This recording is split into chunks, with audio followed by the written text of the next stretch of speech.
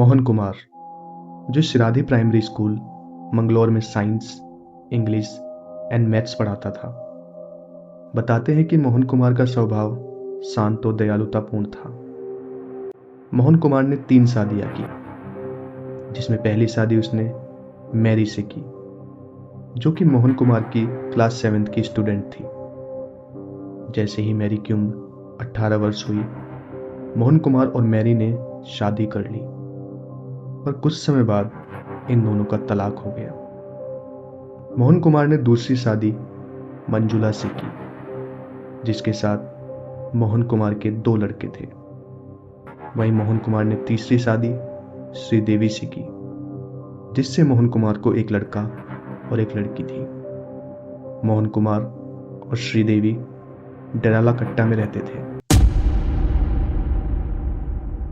सन 2005 में और इस समय भी लगभग मोहन कुमार एक स्कूल में, जो कि पहले बताया है, उसी स्कूल में अब भी पढ़ा रहा था। और एक दिन शाम के समय एक ब्रिज पर, जो कि ब्रिज जो है नेत्रावती रिवर के ऊपर बना हुआ था, उस ब्रिज से मोहन कुमार एक औरत को नीचे धक्का दे देता है। पर उसकी किस्मत अच्छी थी कि वो औरत बच जाती है और आगे चलकर वही औरत उसके ऊपर अटेम्प्ट टू मर्डर का केस लगाती है, जिससे मोहन को अपनी जॉब खोनी पड़ी और उसे 1 महीने के लिए जेल की सजा सुना दी गई। मोहन ने अपने ज्यादातर शिकार बस स्टैंड पर ही टारगेट किए हैं। वो अपने शिकार के लिए कुछ स्टेप्स फॉलो करता था। स्टेप 1, सबसे पहले वो ऐसी लड़कियों को टारगेट करता था जिनकी उम्र लेट 20s या लेट 30s हो चुकी है। स्टेप 2, वो उन लड़कियों को टारगेट करता था जो कि मिडिल क्लास फैमिली या लोअर मिडिल क्लास फैमिली से बिलोंग करती थी, मतलब जिनकी फाइनेंशियल कंडीशन अच्छी नहीं होती थी। Step 3, he have a good communication skill, जिसके द्वारा ये उन लड़कियों को शॉर्टलिस्ट करता था जिनकी अभी शादी नहीं हुई है एंड वो किसी भी तरह जल्द से जल्द शादी करना चाहती हैं। इनमें से वो एक एंगल ये भी रखता था कि उन लड़कियों की शादी डाउरी की वजह से नहीं हो पाई है। स्टेप 4, ये उन लड़कियों को टारगेट करता था जो कि घर से बाहर जाकर जॉब करती हैं, ताकि वो उनके साथ ज़्यादा से ज़्यादा टाइम स्पेंड कर सके। स्टेप 5, वो जिन भी लड़कियों से मिलता था सभी से वो सबसे पहले उनका नाम पूछता था, पूरा नाम, ताकि वो उनकी कास्ट जान सके। स्टेप 7, जो कि मोहन कुमार फॉलो किया करता था, और ये बहुत ही इंपॉर्टेंट स्टेप था उसकी प्लानिंग का। वो जिस भी लड़की से मिलता था, दरअसल वो हर एक लड़की को अपनी झूठी आइडेंटिफिकेशन बताता था। वो कहता था कि वो एक गवर्नमेंट सर्वेंट है और एक बहुत अच्छे डिपार्टमेंट में ऑफिसर रैंक की जॉब करता है। और वहीं साथ साथ इसके साथ एक वो बहुत ही इंटरेस्टिंग बात बोलता था कि उसे शादी तो करनी है, पर ऐसी जगह से करनी है जहाँ लोग डोरी पसंद ना करते हैं। डोरी या डाउरी प्रोनाउंसिएशन में दिक्कत हो सकती है ना, बट डाउरी है ना, कि जहाँ के लोग डाउरी पसंद ना करते हो। आइए अब समझते हैं कि कैसे मोहन इन हत्याओं को अंजाम देता था। ये हम एक विक्टिम कमला के इंसिडेंट के द्वारा समझते हैं। कमला, जिसकी उम्र 32 वर्ष थी और वह बेंगलोर में जॉब करती थी। आज कमला कैंपेगौड़ा बस स्टेशन से अपने घर जाने के लिए बस स्टैंड पर खड़ी थी और वो बस के इंतजार में खड़े खड़े ये सोच रही थी कि भगवान जल्दी से जल्दी उसे भी एक अच्छा लाइफ पार्टनर मिले जिसे डाउरी की जरूरत ना हो, क्योंकि कमला बिलोंग्स टू पुअर फैमिली। तभी उसकी नज़र रोड की दूसरी तरफ जाती है और वह देखती है कि एक व्यक्ति जो उसे लगातार देख रहा था। दोनों की नजरें मिलती है एंड फिर कमला सिर नीचे झुका लेती है। Now according to Mohan, what he observes. Mohan Kumar के अनुसार लगभग इस लड़की की उम्र 30 से 32 वर्ष थी। देखने में लग रहा था कि वो अनमैरिड है, और अगर उसके पहनावे की बात की जाए तो उसने एक सिंपल, बहुत ही नॉर्मल सी साड़ी पहनी हुई थी। तो इससे अंदाज़ा लगाया गया कि जो ये लड़की है वो एक ही बहुत ही ज़्यादा वेल्दी फैमिली से बिलोंग नहीं करती है। मोहन कुमार ये सब चीज़ ऑब्जर्व कर ही रहा था। इसी दौरान कमला जो है वो अपनी तिरछी तिरछी निगाहों से मोहन कुमार को देख रही थी। इतने में ही मोहन कुमार उसके पास पहुंच जाता है और सबसे पहले वो उससे नाम पूछता है। अब ये एक इंटरेस्टिंग फैक्ट है कि वो जब भी किसी लड़की के पास जाता था तो सबसे पहले उसका नाम पूछता था, और वो भी पूरा नाम। अब इसका कारण यह है कि वो इसके द्वारा उस लड़की की कास्ट जानना चाहता था, ताकि जब वो अपना नाम बताए तो सेम कास्ट का ही बताए। इसके बाद वो कुछ ना कुछ बहाना कर उससे बात करता है, और इसी तरह उसने कमला से भी बात की, और साथ में उसने यह भी बताया कि वो एक अच्छी खासी गवर्नमेंट जॉब करता है। जब वह कंफर्म हो गया कि कमला और उसके परिवार वाले उसकी जल्दी से जल्दी शादी करना चाहते हैं, then he play his move that कि उसकी भी शादी अभी तक नहीं हुई है और वो शादी में बिल्कुल भी दहेज नहीं चाहता। इसके बाद वो कमला से नंबर एक्सचेंज करता है। फिर कुछ दिन कमला से बात करने के बाद वो कमला से कहता है कि क्या तुम मुझसे शादी करोगी। कमला काफी खुश थी। फिर मोहन कहता है कि तुम कल मुझे कैंपे गौड़ा बस स्टेशन पर मिलना, वहां हम एक मंदिर में शादी करेंगे। कमला अपने घर से पैसे और जेवर लेकर मोहन से मिलने जाती है। उस दिन कमला और मोहन एक मंदिर में शादी करते हैं और फिर एक लॉज में रात गुजारते हैं, और वो सब करते हैं जो शादी के बाद एक नवविवाहित जोड़ा करता है। अगली सुबह कमला कहती है कि क्या मैं अपने माँ बाप को बता दूं। अब इस पर मोहन कहता है कि नहीं, पहले मेरे गांव चलेंगे और माता पिता से आशीर्वाद लेंगे। कमला अपनी शादी वाली साड़ी पहनकर मोहन के साथ बस स्टैंड पर पहुंच जाती है, पर तभी मोहन उसे कहता है कि मुझे अभी बच्चे नहीं चाहिए और तुम ये कॉन्ट्रासेप्टिव पिल्स ले लो। कमला भी पास ही के बस स्टैंड पर वुमेन्स टॉयलेट में जाकर पिल्स कंज्यूम कर लेती है। पिल्स लेते ही कमला के मुंह से झाग निकलने लग जाते हैं और पूरी बॉडी पैरालाइज्ड हो जाती है। मोहन 10 मिनट रुकता है एंड फिर पैसे और ज्वेलरी लेकर फरार हो जाता है। जब पुलिस जो है डेड बॉडीज को पोस्टमार्टम के लिए भेजती है और कुछ समय बाद पोस्टमार्टम की रिपोर्ट देखती है, तो उस रिपोर्ट में एक चीज साफ लिखी होती है कि death due to cyanide consumption. जब मोहन पहली बार जेल गया था अटेम्प्ट टू मर्डर केस में, तब वह जेल में एक सुनार से मिलता है और उनसे पूछता है कि आप यहाँ कैसे आए। तो सुनार उसे बताता है कि वो सोने की सफाई के लिए साइनाइड केमिकल का यूज किया करते थे, बट कुछ लापरवाही की वजह से साइनाइड वेस्ट को ऐसे ही खुले में रख दिया और कुछ जानवरों ने उसको कंज्यूम कर लिया, जिनमें से 8 गायें और कुछ बकरी थी, और उनकी मौके पर ही मौत हो गई। सुनार ने बताया कि साइनाइड काफी सस्ता है, सिर्फ 250 रुपए किलो, एंड इसके बहुत ही छोटे से अमाउंट से किसी भी व्यक्ति की जान इंस्टेंटली चली जाती है। जेल से बाहर आते ही सबसे पहले मोहन कुमार एक केमिकल की शॉप पर जाता है। अब्दुल सलाम खान जो शॉप का मालिक था, उससे जाकर मोहन कुमार कहता है कि उसे साइनाइड केमिकल चाहिए और वो एक सुनार है। अब्दुल सलाम उससे कहता है कि तुम सुनार तो नहीं लगते। इस पर मोहन कुमार कहता है कि अगर मेरी जगह यहाँ पर कोई डॉक्टर या फिर इंजीनियर आता तो क्या वो आपको देखने से डॉक्टर इंजीनियर लग जाता। ये सुनते ही अब्दुल सलाम थोड़ा हंसता है और फिर मोहन कुमार को साइनाइड केमिकल्स दे देता है। आगे चलकर इसी साइनाइड केमिकल्स को मोहन कुमार कॉन्ट्रासेप्टिव पिल्स में कन्वर्ट करता है। अब आप एक लिस्ट देख रहे होंगे अपनी स्क्रीन पर, जिनमें जो है 17 विक्टिम्स हैं। ये वो लिस्ट है जो कि पुलिस ने जो है, जो फाइलें जो थी इतनी सारी डेड बॉडीज की, उनकी पोस्टमार्टम रिपोर्ट्स की, जो कि पुलिस ने कहीं अपने डाटा में कहीं छुपा के रख रखी थी, या फिर कहीं तो जिनको ऐसे रख रखा था कि नहीं इनकी तो कोई जरूरत नहीं पड़ेगी, और बंडल बना के रखा हुआ था। जब पुलिस पर बहुत ज़्यादा प्रेशर पड़ा तो उन्होंने उन फाइल्स को खोला और उन फाइल्स में पुलिस के पास जो रिकॉर्ड था वो इन 17 औरतों का था।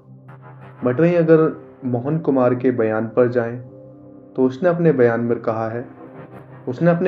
कहा है कि उसने लगभग 32 औरतों को मारा है और उसके आगे उसे याद नहीं कि और उसने कितनी औरतों को मारा, पर 32 तक उसे याद है। पुलिस को लगभग 17+ डेड बॉडीज मिली और सभी बस स्टैंड के टॉयलेट से, और सभी same cause of death due to cyanide consumption. पर पुलिस ने जरा भी कोशिश नहीं की इन लिंक्स को जोड़ने की, और किसी ने कंप्लेंट की भी तो पुलिस ने उसे डरा धमकाकर चुप करा दिया और यह कहकर फाइल क्लोज कर दी कि एक सुसाइड है जिसे इसके प्रेमी ने धोखा दिया है, या फिर इसे एक डेस्टिट्यूट डेथ का नाम दे दिया गया। और इसी वजह से मर्डर बाय मर्डर मोहन का कॉन्फिडेंस आसमान छूने लगा और वो ज्यादा खुला होकर एक के बाद एक मर्डर करता रहा। 4 important links in the arrest of Mohan Kumar, the victim; second, the survivor; third, the priest. साल 2009। अनीता मूल्य के साथ भी मोहन ने वो ही सब किया जो उसने बाकी सबके साथ किया था। जब अनीता के माता पिता मिसिंग रिपोर्ट्स लिखवाते हैं तो पुलिस उन्हें डरा धमकाकर चुप कराती है। ये अनीता के पिता एक इंटरव्यू में बताते हैं। बाद में लोकल राइट विंग ऑर्गेनाइजेशन इसे लव जिहाद का एंगल देती है। इन प्रदेश में कम्युनल राइट्स होने चालू हो जाते हैं। जब पुलिस पर दबाव पड़ता है, जब पुलिस जो है अनीता का कॉल रिकॉर्डिंग चेक कर रही थी तो उन्हें वहां पर एक अनयूजुअल सी चीज देखने को मिली। उन्हें देखने को मिला कि अनीता जो है लगातार पिछले कई दिनों से पर्टिकुलर एक नंबर से कई घंटों तक लगातार बात कर रही थी। जैसे ही पुलिस को ये चीज मिलती है, पुलिस काफी खुश हो जाती है कि वो तो क्रिमिनल तक पहुंच गए हैं, बस उन्हें अब ये नंबर ट्रेस करना है और सीधा क्रिमिनल को अरेस्ट करेंगे। पर यहाँ पर सस्पेंस क्रिएट हुआ पुलिस के लिए कि जब उन्होंने उस नंबर को ट्रेस करा तो पता चला कि ये नंबर जो है एक लेडी कावेरी मानकू का है। और जब कावेरी मानकू जहाँ पर रहती है, जब पुलिस वहां पर पहुंची तो उन्हें पता चलता है कावेरी मानकू तो पिछले 2 साल से गायब है, मिसिंग है। पुलिस ने फिर से वही अपना काम दोहराया कि उन्होंने कावेरी मानकू का नंबर ट्रेस किया, कॉल रिकॉर्डिंग्स चेक करी, तो वहां पर सेम पैटर्न फिर से मिलता है कि कावेरी मानकू भी मिसिंग होने से पहले पिछले कई दिनों से वो भी घंटों घंटों तक एक ही नंबर से बात कर रही थी। जब उस नंबर को ट्रेस किया तो मिलता है पुष्पा का। जब पुष्पा के रेजिडेंट पर पुलिस जाती है तो सेम कहानी, पुष्पा पिछले 1.5 साल से मिसिंग थी। और यही पैटर्न पुलिस ने देखा कि यही सेम पैटर्न हर एक विक्टिम के साथ फॉलो किया था मोहन कुमार ने। तो यहां से पुलिस ने एक कंक्लूजन निकाला कि मोहन कुमार जिस भी विक्टिम को मारता था उसी विक्टिम के फोन का यूज करके वो अपने नेक्स्ट शिकार के लिए उसी फोन का यूज किया करता था। कॉल रिकॉर्डिंग चेक करते करते एक दिन पुलिस को एक कॉल आता है। दूसरी तरफ एक लेडी थी और वो कहती है that I have met him. ये थी वुमेन ऑफ पंतवल जिसकी आइडेंटिफिकेशन गोपनीय रखी गई। उसने पुलिस को बताया कि वो मोहन से मिल चुकी है क्योंकि मोहन ने उसके साथ भी ऐसा ही किया था और उसे पिल्स खाने के लिए कहा। पर टॉयलेट में जाकर मेरे अंदर से एक आवाज आई कि नहीं खाना चाहिए और मैंने बस पिल्स को अपने नाखून से लीक कर दिया, जिसकी वजह से मैं बेहोश हो गई। पर अगले 5 दिनों में मैं अपने घर जो है सही सलामत हॉस्पिटल से डिस्चार्ज होकर आ गई। पर वही मोहन कुमार को लगा कि मैं मर चुकी हूं। पुलिस ने इस लड़की को जो है अपना विटनेस बनाया क्योंकि यही लड़की थी जिसने मोहन कुमार को बहुत ही करीब से देखा था। तो इसकी मदद से पुलिस ने मोहन कुमार का एक स्केच भी तैयार किया क्योंकि अभी तक तो उनके पास ये पता ही नहीं था उन्हें कि मोहन कुमार दिखता कैसा है। तो इस लड़की की मदद से एक तो विटनेस क्रिएट हुआ और दूसरा मोहन कुमार का स्केच भी तैयार किया गया।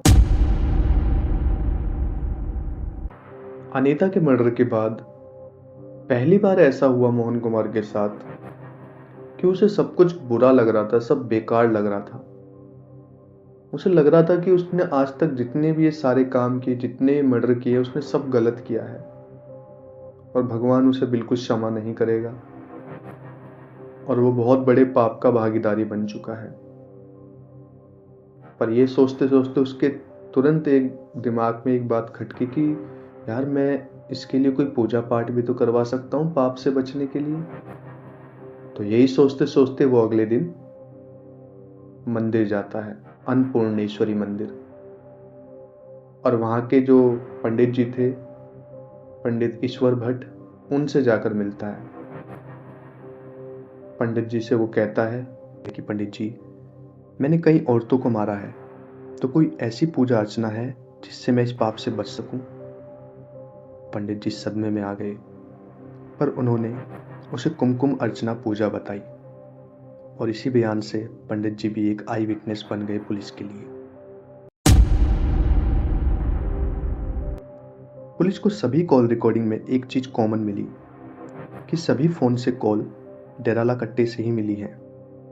पुलिस ने डेराला कट्टे के सभी होटल्स और लॉज में छानबीन चालू की ताकि कुछ सुराग मिल सके। इसी दौरान पुलिस को एक इंफॉर्मेशन मिली कि डेराला कट्टा में अनीता का फोन ऑन हुआ है। जब पुलिस ने नंबर ट्रेस किया तो पुलिस को पता चला कि ये नंबर किसी एक लड़के के पास है।